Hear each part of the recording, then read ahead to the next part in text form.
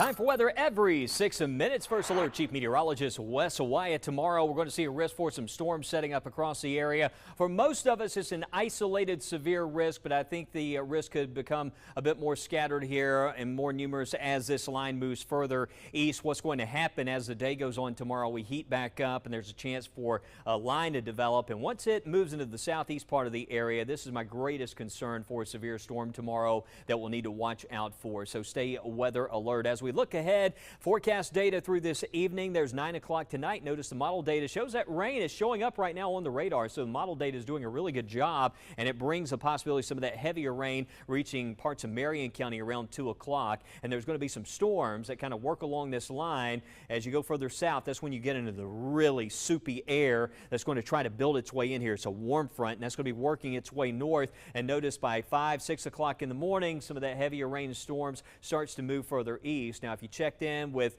Matt earlier today, you know, we're talking about a more organized area of rain tomorrow morning, but the model data shows this really breaking up rather quickly by mid to late morning and becoming more scattered. Do you see this? And depending on how much rain we see in the morning and by midday, that could certainly limit development in the afternoon. But if we have a chance to heat up, as some of this data suggests, there's 2 to 3 o'clock. Got to watch this line right here. Watch how this ramps up as that goes across I-65. Could be some hail producers in here, some gusty winds, maybe even to the south here, a storm that tries to rotate. So we're going to have to watch it, especially by 5, 6 o'clock, get close to sunset time tomorrow. I do think by 8, 9 o'clock tomorrow night, this is out of here, and we start to clear out just in time for Wednesday. So if you are traveling Wednesday, it looks much improved as far as the travel weather conditions. But the instability and the wind shear, it's still mostly back into Mississippi. You can see by 8 o'clock tomorrow morning. So again, if we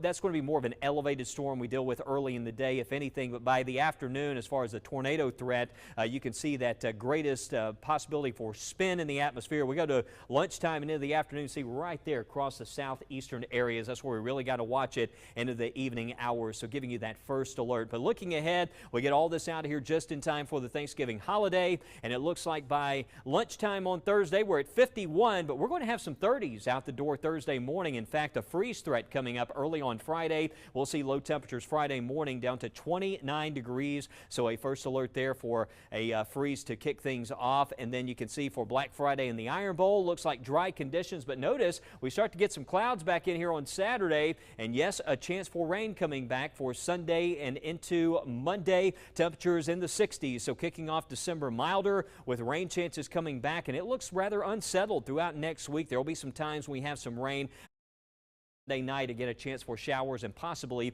a few storms. So we talked about that pattern becoming more active, and it's certainly ramping up. Stay weather alert tomorrow. Make sure you have the weather app, and we'll show you more on timing coming up at 5.